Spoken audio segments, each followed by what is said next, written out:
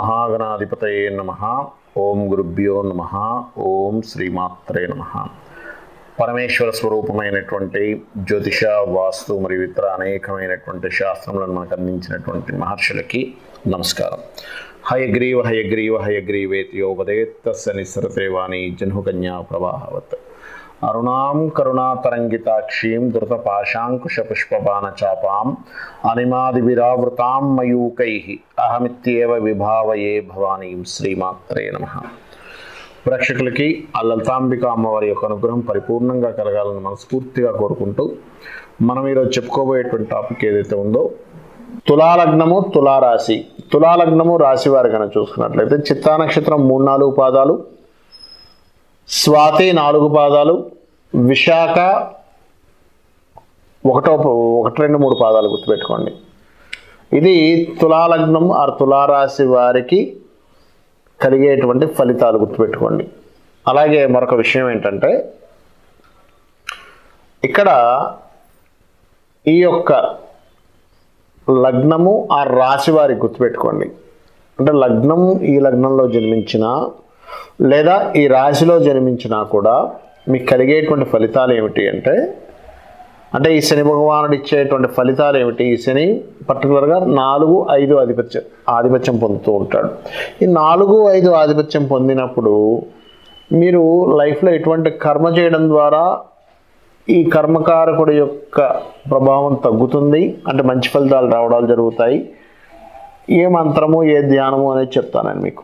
ఇక్కడ సహజంగా 4th and 5th lordship రావడం వల్ల సర్వసాధారణంగా ఈ శని కనుక బాగున్నాడు అనుకోండి, ఇంటీరియర్ డిజైనింగ్ లేదా రియల్ ఎస్టేట్ రిలేటెడ్ సంబంధించిన విద్యా సంస్థలు, ఎందుకంటే 6th లార్డ్షిప్ కూడా గురువుకు వస్తుంది, విద్యా సంస్థలకు సంబంధించిన. అయితే ఈ విద్యా సంస్థలకు సంబంధించిన ధనయోగాలు రావాలంటే మీ ధనస్థానం ఏదైతే ఉందో విద్యా సంస్థల స్థానానికి సంబంధాలు కలిగి ఉండాలి.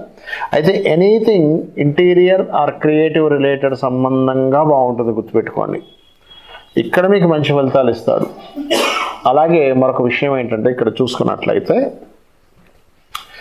ఇక్కడ ఈ తులాలగ్నానికి సర్వసాధారణంగా ఏంటంటే చరలగ్నము అంటూ ఉంటారు. అంటే 10th లార్డ్షిప్ చంద్రుడు అవుతాడు.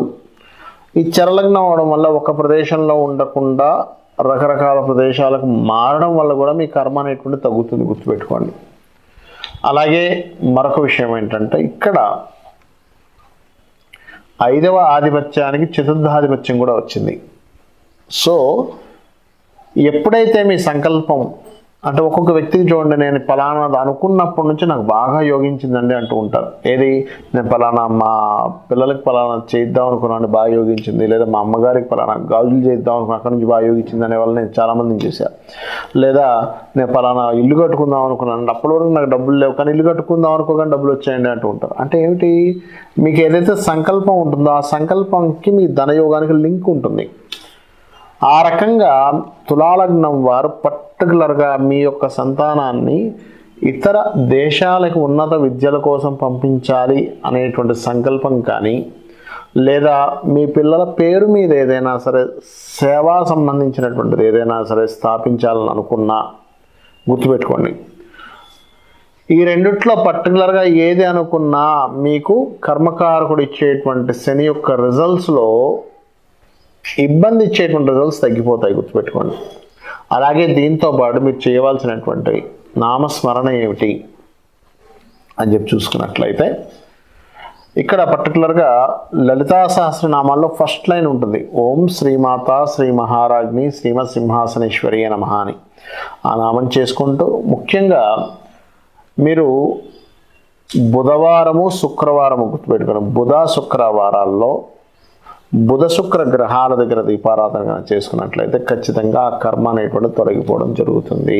ఇప్పటి వరకు మనం చెప్పుకున్నటువంటి విషయాల్లో దీనికంటే అతి ముఖ్యంగా మీరు చూసుకోవాల్సింది మీ జన్మజాతక ఫలితాలు గుర్తుపెట్టుకోండి. ఎందుకంటే ఎవరికి వారు యూనిక్ గుర్తుపెట్టుకోండి. అంటే ఎవరి జాతకం వారిదే, ఎవరి తెలివితేటలు వాళ్ళవే, ఎవరి టాలెంట్ వారిదే. ఒకరి టాలెంట్కి ఇంకో టాలెంట్కి సంబంధం ఉండదు. ఒకరి అభివృద్ధికి, అంటే ఒకరి అదృష్టానికి ఇంకొకరి అదృష్టానికి సంబంధం ఉండదు ఒకేసారి పుట్టినా కూడా. ఎందుకు అంటే వాళ్ళ జన్మజాతకాలు వేరువేరుగా ఉంటాయి. అయితే ఇక్కడ మనం జన్మజాతకం తెలుసుకునేటువంటి ప్రక్రియ ఏమిటి అంటే, మీరు జన్మించినప్పుడు ఉన్నటువంటి సమయాన్ని ప్రదేశము చాలా ముఖ్యం. సమయము ప్రదేశం బట్టి లగ్న నిర్ధారణ జరుగుతుంది. అదేవిధంగా డేటు, మంత్, ఇయర్, అంటే వీటి ద్వారా మీ యొక్క గ్రహస్థితి ఎలా ఉంది, మీరు జన్మించినప్పుడు మీకు పేరు ప్రఖ్యాతలను ఇచ్చేటువంటి రవి ఎలా ఉన్నాడు, మీ మానసిక స్థితిని ఇచ్చేటువంటి చంద్రుడు ఎలా ఉన్నాడు, మీకు ధనాన్ని ఇచ్చేటువంటి గురు శుక్రులు ఎలా ఉన్నారు, మీకు విద్యనిచ్చేటువంటి బుధుడు ఎలా ఉన్నాడు, మీ కర్మనిచ్చేటువంటి శని ఎలా ఉన్నాడు, మీ కాలమోక్ష కారకులైనటువంటి రాహుకేతువులు ఎలా ఉన్నారు, భార్యాకారకుడైన శుక్రుడు ఎలా ఉన్నాడు అనేటువంటి అనేకమైనటువంటి విషయాలు మీ జన్మజాతకంలో ఉంటాయి. ఇక్కడ మీ లగ్నాన్ని బట్టి, సమయం బట్టి లగ్నం తెలుస్తుందని చెప్పాను కదా. లగ్నం బట్టి మీరు ఎందుకు ఎదగలేకపోతున్నారు, మీరు ఏం చేస్తే ఎదుగుతారు అనేటువంటి మీ లగ్నం చెప్తుంది. మీ ధనాధిపతిని బట్టి చాలామంది చూడండి, నేను ఫలానా ట్రై చేస్తాను అండి డబ్బులు రావట్లేదు అంటే మీకు ఆ రూట్లో అసలు ధనం లేదు. ఎలా అయితే ఒక భూమిలో ఫలానా దగ్గర వాటర్ ఉన్నాయని తెలిస్తే ఆ ఫలానా దగ్గర మీరు బోర్వెల్ వేసినప్పుడు ఎలా అయితే వాటర్ ఎలా పడుతుందో, సేమ్ యాజ్ ఇట్ ఈజ్ ధనం కూడా అంతే. మీకు ఏ మార్గంలో ఉంది, ఏ రూపంలో ఉంది, ఎప్పుడు ఉంది అనేటువంటిది మీ జన్మజాతకంలో ఉంటుంది. ఒకవేళ ఏదైనా స్ట్రక్ అయితే కనుక మీ జన్మజాతక చక్ర రీత్యా ఏ గ్రహానికి మీరు రెమెడీ చేసుకుంటే ఆ ధనయోగం అనేటువంటిది ఏర్పడుతుంది అనేటువంటిది ఉంటుంది. ఆ రకంగా మీ ధనాధిపతిని చాలామంది తెలియక ఏం చేస్తారంటే వీళ్ళకి ఫుడ్ రిలేటెడ్ దాంట్లో ఉంటే ఇంకో దాంట్లో ట్రై చేస్తుంటారు, రియల్ ఎస్టేట్లో ట్రై చేస్తూ ఉంటారు. అక్కడ రాదు, ఎందుకంటే అక్కడ లేదు ఆ యోగం అనేటువంటిది. అదేవిధంగా మీరు చేసే ప్రయత్నాలు కానివ్వండి, మీరు ఏ డైరెక్షన్లో ఉంటే బాగుంటుంది అనేటువంటిది కానివ్వండి, ఎందుకంటే అన్ని దిశలు మంచివే, కానీ ప్రతి వ్యక్తికి ఒక్కొక్క వ్యక్తికి యూనిక్గా ఒక్కొక్క డైరెక్షన్ బాగుంటుంది, ఒక్కొక్క టాలెంట్ ఎలా ఉంటుందో అదేవిధంగా సంతాన అభివృద్ధి, మీరు పూర్వజన్మలో చేసినటువంటి కర్మ ఏమిటి, ఆ కర్మ అనేటువంటిది ఈ జన్మలో ఏ విధంగా వస్తుంది, ఏ రకమైనటువంటి కర్మ మిమ్మల్ని వెంటాడుతుంది, దానికి ఎటువంటి పరిహారం చేసుకోవాలి. చిన్న నామస్మరణతో, ఇదేంటంటే ఇది కలియుగం. ఈ కలియుగంలో ఏంటంటే లలితాసహస్రనామాల్లో ఒక్కొక్క నామం తీసుకొని చేసుకుంటూ వెళ్ళిపోతుంటే సరిపోతుంటుంది. అదేవిధంగా మరొక విషయం ఏంటంటే ఇక్కడ గమనించుకున్నట్లయితే వివాహం ఎప్పుడు చేసుకోవాలి చాలామంది తెలియదు. ఏదో యుక్త వయసు వచ్చిందని చేసేస్తుంటారు, కానీ వారికి సరైనటువంటి నిర్ధారించేటువంటి సమయం ఒకటి ఉంటుంది. మీ శుక్రుడు ఎప్పుడైతే పాజిటివ్ గ్రహాలతో సంబంధం కలిగి ఉంటాడో, మీ సప్తమ స్థానాధిపతి 12వ స్థానాధిపతి ఎప్పుడైతే పాజిటివ్ ఫలితాలు ఇస్తుంటాయో ఆ సమయంలో వివాహం అనేటువంటిది చేసుకోవాలి. ఎప్పుడు టర్నింగ్ పాయింట్స్ ఉంటాయనేటువంటిది మీ జన్మజాతకంలో తెలుస్తుంది. మీ తల్లిదండ్రుల పరిస్థితి కానీ, మీ తల్లిదండ్రుల పరిస్థితి దీనావస్థలో ఉంది, వాళ్ళ జాతకాలు లేవు. అలాంటప్పుడు మీ జాతకంలో చూసి మీ తల్లిదండ్రులు బాగుండాలంటే ఏం చేయాలో కూడా చెప్పవచ్చు. అదేవిధంగా మీ ఉద్యోగం కావచ్చు, వ్యాపారం కావచ్చు, ఇన్వెస్ట్మెంట్స్ కావచ్చు. ఒక సమయంలో తెలియక చాలామంది ఏం చేస్తారంటే ఇన్వెస్ట్మెంట్స్ పెట్టకూడని సమయంలో ఇన్వెస్ట్మెంట్ చేస్తూ ఉంటారు, ఇన్వెస్ట్మెంట్ చేసేటువంటి సమయంలో చేయరు, దానివల్ల కూడా నష్టపోతూ ఉంటారు. ఈ రకంగా ఏంటంటే మీరు ఏ దేవతార్చన చేసుకోవాలి, ఎప్పుడు ఎలా ఉండాలి అనేటువంటిది మీ జన్మజాతకం చాలా స్పష్టంగా తెలుస్తూ ఉంటుంది. కాబట్టి మరి మీకు ఇక్కడ సందేహం కలగొచ్చేవండి, మరి మన జన్మజాతకంలో ఉంటే మనం ఈ వార ఫలాలనో మాస ఫలాలనో లేకపోతే ఇప్పుడు మీరు చెప్పినటువంటి ఇవన్నీ ఎందుకు చెప్పుకుంటున్నాము అంటే ఒకటే గుర్తుపెట్టుకోండి, మన నిర్ణయాలు ఒక రకంగా ఉంటే మనకు సంబంధం లేకుండా బయట ఉండే వాతావరణం కానివ్వండి, బయట ఉండేటువంటి సిచ్యువేషన్స్ కానివ్వండి, బయట ఉండే ట్రాఫిక్ కానివ్వండి, మనకు సంబంధం లేకుండా ఒక దగ్గరికి వెళ్దాం అనుకుంటున్నాం, 1 గంటలో వెళ్ళాలి కానీ ట్రాఫిక్ జామ్ అయితే 2 గంటలు అవుతుంది, మీకు సంబంధం లేదు అది. కానీ మీ సంబంధం లేకుండా అది బయట ఎలా జరిగినప్పుడు మనం దాని గురించి తెలుసుకొని ముందుగా మనం ఈ టైంలో అయితే ఎక్కువ ట్రాఫిక్ ఉంటుంది, ఈ టైంలో ఎర్లీగా స్టార్ట్ అయితే ట్రాఫిక్ ఉండదని ఎలా తెలుసుకొని మనం ముందుకు వెళ్తుంటామో, అదేవిధంగా గోచారంలో ఉండే గ్రహాలు మీ జన్మజాతకంలో ఉండేటువంటి యోగాలను రెండింటినీ మిళితం చేసుకుని ఆ అమ్మవారి యొక్క అనుగ్రహాన్ని, ఆ లలితాంబిక అమ్మవారి యొక్క అనుగ్రహంతో పాటు నవగ్రహాల అనుగ్రహాన్ని మీరు పరిపూర్ణంగా పొందాలని మనస్ఫూర్తిగా కోరుకుంటూ శ్రీమాత్రే నమః. మనిషి యొక్క అభివృద్ధికి కానివ్వండి, మనిషి యొక్క పతనానికి కానివ్వండి, ముఖ్యంగా 3 భావములు అత్యంత కీలకంగా చూసుకోవాలి. ఏమిటా 3 భావాలు చూసుకున్నట్లయితే, ఏ మనిషి అయినా సరే ఎదగాలి అంటే చూడండి, ఒక పేరు ప్రఖ్యాతలు రావాలన్నా ఎదగాలన్నా ముఖ్యంగా చూసుకోవాల్సిన దశమ భావము. అంటే మీరు ఏం చేస్తున్నారండి అంటే మీ గుర్తింపు ఎలా వస్తుంది అంటే, మన గుర్తింపు మనం చేసే వృత్తి వల్ల వస్తుంది, మనం చేసే కర్మ వల్ల వస్తుంది. నేను ఫలానా కలెక్టర్ గారు అనగానే కలెక్టర్ గారు అంటాం, మనిషిని చూడం, అతనికి ఉన్నటువంటి పోస్టుని చూస్తాం, లేదా సీఎం అంటాం, లేదా పిఎం అంటాం, లేకపోతే ఒక ఆఫీసర్ అంటాం. అలాగే మనం చేసే కర్మ అంత ముఖ్యమైనది. అంటే దశమభావం ఈజ్ మోస్ట్ ఇంపార్టెంట్. మరి ఎవరైనా సరే ఈ దశమభావాన్ని ఎనీ లగ్న 12 లగ్నాల్లో మేషం నుంచి మీనం వరకు ఉన్న అన్ని లగ్నాల్లోని కూడా దశమ స్థానాధిపతి బాగుపడాలి అంటే మీరు ముఖ్యంగా చేయాల్సింది మీ లగ్నం నుంచి దశమాధిపతి ఎవరు అనేటువంటి చూసుకోవాలి, గుర్తుపెట్టుకోండి. అంటే మేషానికి శని, వృషభానికి శని, మిథునానికి గురువు, కర్కాటకానికి కుజుడు, సింహానికి కూడా శుక్రుడు, కన్యారాశికేమో బుధుడు, తులారాశికి చంద్రుడు, వృశ్చికానికేమో రవి, ధనస్సుకేమో బుధుడు అగైన్. అదేవిధంగా మకరానికి శుక్రుడు, కుంభానికి కుజుడు మరియు మీనానికి గురువు అవుతాడు. అంటే ఈ దశమాధిపతి ఉన్నటువంటి గ్రహానికి వెళ్ళి మీరు దీపారాధన చేయాలి, గుర్తుపెట్టుకోండి. ఇట్ ద సేమ్ టైం నాకు జాతకం తెలియదండి, దశమాధిపతి ఎవరో తెలియదు అని అనుకున్నప్పుడు లలితా సహస్రనామాల్లో మొదటి నామం ఉంటుంది, ఓం శ్రీమాత శ్రీ మహారాజ్ని శ్రీమత్ సింహాసనేశ్వరియే నమః అనేటువంటిది. ఈ నామాన్ని రెగ్యులర్గా మీరు హాఫ్ అన్ అవర్కి తగ్గకుండా కనుక చేసినట్లయితే ఖచ్చితంగా మీరు అనుభవిస్తున్నటువంటి ఇబ్బంది ఏదైతే ఉందో, ప్రొఫెషనల్గా ఉద్యోగరీత్యా ప్రమోషన్ రావట్లేదనో, సరైన ఉద్యోగం దొరకటం లేదనో, లేకపోతే ఉద్యోగంలో ఉన్నప్పటికీ వైరాగ్యంగా చేస్తూ ఉంటారు ఒక్కోసారి, అటువంటి ఇబ్బందుల నుంచి తొలగిస్తుంది. ఒకటి దశమ స్థానం. రెండవది ముఖ్యంగా ధనస్థానం. ధనం మూలం మిదం జగత్ అంటూ ఉంటారు. అంటే ఏమిటి, మనకి ఏ అవసరం ఉన్నా తీర్చుకోవాలి అంటే, ప్రాణం అంటే మనం కొనుక్కోలేం, కానీ మిగతా అవసరాలన్నీ ఏం కొనుక్కోవాలి, ఏం కావాలన్నా ధనం కావాలి. మనకి చూడండి, సొసైటీలో ఇవాళ రేపు మీకు వాల్యూ ఇచ్చేటువంటిది కూడా ధనంతోనే ఇస్తూ ఉన్నారు. అంటే వేరే వాటితో వాల్యూ రాదని కాదు, మన విద్య వల్ల వస్తుంది, మన క్యాటర్ వల్ల వస్తుంది, వస్తుంటాయి. కానీ మనం ఏదైనా సరే ఒక హౌస్ కొనుక్కోవాలని, ఏం చేసుకోవాలన్నా ధనం. మరి ఈ ధన సంబంధించినటువంటిది ప్రతి జాతకంలో రెండవ స్థానాధిపతి అని ఉంటారు. ఆ రెండవ స్థానాధిపతి ముఖ్యంగా బాగుండాలి. ఇందాక నేను చెప్పినట్టుగా దశమ స్థానాధిపతి ఎలాగో ఇక్కడ రెండవ స్థానాధిపతి, దశమ స్థానాధిపతితో పాటు శనిని చూసుకోవాలి, ఇక్కడ రెండవ స్థానాధిపతితో పాటు శుక్రుడిని ఖచ్చితంగా చూసుకోవాలి ఇక్కడ. అలాగే రెండవ పోర్ట్ఫోలియో అంటారు జ్యోతిష్ శాస్త్రంలో, అది క్యాలిక్యులేటివ్ ద్వారా తెలుస్తుంది, బయటకు కనబడేటువంటి విషయం కాదు. సో ఈ గ్రహాల యొక్క స్థితిలో రెండవ స్థానాధిపతి ఎవరు, ఇక్కడ ముఖ్యంగా ఏంటంటే ఈ రెండవ స్థానాధిపతి ఎవరో తెలిస్తే కానీ మీకు ఎలా డబ్బులు వస్తాయో అర్థం కాదు.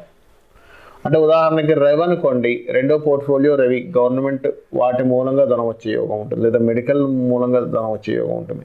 చంద్రుడు అనుకోండి, ఫార్మసీ రిలేటెడ్ సంబంధించినటువంటి లేదా ట్రావెలింగ్ రిలేటెడ్. కుజుడైతేనేమో పర్టికులర్గా మీకు రియల్ ఎస్టేట్ రిలేటెడ్, బుధుడైతేనేమో వ్యాపారాలు, గురువు అయితేనేమో teaching related or any guiding related, శుక్రుడైతే కళారంగ సంబంధించినటువంటి, శని అయితేనేమో ఎనీ కన్సల్టెన్సీ రిలేటెడ్ లేకపోతే ఏదైనా జాబ్ చేసుకోవడము, రాహుకేతువులు అయితే విదేశాలు, ఫార్మసీ, సినిమా ఫీల్డ్, ఇట్లాంటి వాటి వల్ల కూడా వస్తూ ఉంటుంది. అంటే ఇక్కడ ఏమిటి, ఫస్ట్ అసలు మీ జన్మజాతకంలో సెకండ్ లార్డ్ ఎవరు, సెకండ్ పోర్ట్ఫోలియో ఎవరు, ఏ మార్గం ద్వారా డబ్బులు వస్తుంది అనేటువంటి ముఖ్యమైనటువంటి భావం కూడా రెండో భావం, ఇది కూడా చూసుకోవాలి. ఇక మనం కర్మ చేస్తున్నాము, డబ్బులు సంపాదిస్తున్నాము, అనుభవిస్తామా లేదా అని చెప్పేది 11వ భావం. అంటే మనిషి ఎంజాయ్ చేస్తాడా చేయడా, ఊరికే కష్టపడుతూ ఉంటారు కొంతమంది, పొద్దు నుంచి సాయంత్రం వరకు కష్టపడడం అనే పని అవుతుంది, కానీ ఎంజాయ్ చేయడం అనేటువంటిది ఉండదు, సుఖం అనేటువంటిది ఉండదు. సుఖపడతారా సుఖపడరా మనిషి అంటే అది చూసేది 11th హౌస్ ద్వారా తెలుస్తుంది, అంటే ఎంజాయ్ చేయడం ద్వారా. మనకి రెండు బాగున్న 11వ స్థానం బాగాలేదు, వేస్ట్ అయిపోతుంటుంది. కాబట్టి ఏంటి, 11వ స్థానం మీకు బాగుండాలి అంటే ముఖ్యంగా మీరు గుర్తుపెట్టుకోండి, ఈ 11th లార్డ్ ఎవరో తెలుసుకుని దానికి సంబంధించిన, ఆ గ్రహానికి సంబంధించినటువంటి దీపారాధన చేయాలి. అంటే లగ్నం నుంచి 11వ స్థానం. అయితే ఇందాక నేను మీకు ఫైనాన్షియల్ దాని గురించి లలితా సహస్రనామాల్లో ఒక నామం ఉంటుంది, ఏమిటది అంటే ఓం సంపత్కరీ సమారూఢ సింధుర వ్రజ సేవితాయే నమః. ఈ నామాన్ని ఎంత మీరు చేస్తూ ఉంటే మీకు అంత చక్కగా ఫైనాన్షియల్ గ్రోత్ అనేటువంటిది పెరుగుతూ ఉంటుంది. ఇక 11th లార్డ్ ఎప్పుడు మీకు యాక్టివేట్ అవుతాడు ఏమిటి అని చెప్పి చూసుకున్నట్లయితే, ఇప్పుడు మీ ఉదాహరణకి మీ జన్మజాతకంలో 11వ స్థానాధిపతి పాడైపోయాడు, అసలు ఆనందమే లేదండి నా లైఫ్లో, ఎంత ప్రయత్నం చేస్తున్నా సరే ఆనందం లేకుండానే నా జీవితం అలా వెళ్ళిపోతూ ఉంది, దీనికి మరి ఏమిటి అని అనుకుంటే కనుక నేను చెప్పేది ఒకటే, 11వ స్థానం మీకు తెలియదు, మీ జాతకంలో అసలు 11వ స్థానాధిపతి ఎవరో తెలియదు, కానీ ఏం చేయాలి అన్నప్పుడు మీకు దగ్గరలో ఆలయాల్లో ఎటువంటి ఉత్సవం జరిగినా గుర్తుపెట్టుకోండి, ఎటువంటి దైవకార్య సంబంధించిన ఉత్సవం జరిగినా వెళ్ళి పార్టిసిపేట్ చేయండి, అక్కడ ఏదో ఒక సేవ చేయండి. మీకు తెలియకుండానే ఖచ్చితంగా మీ జన్మజాతకంలో 11వ స్థానం అంటే మీరు ఎంజాయ్ చేసే స్థానం కానివ్వండి, మీరు లాభాలు పొందేటువంటి స్థానం కానివ్వండి, మీ సక్సెస్ వచ్చేటువంటి స్థానం కానివ్వండి, అది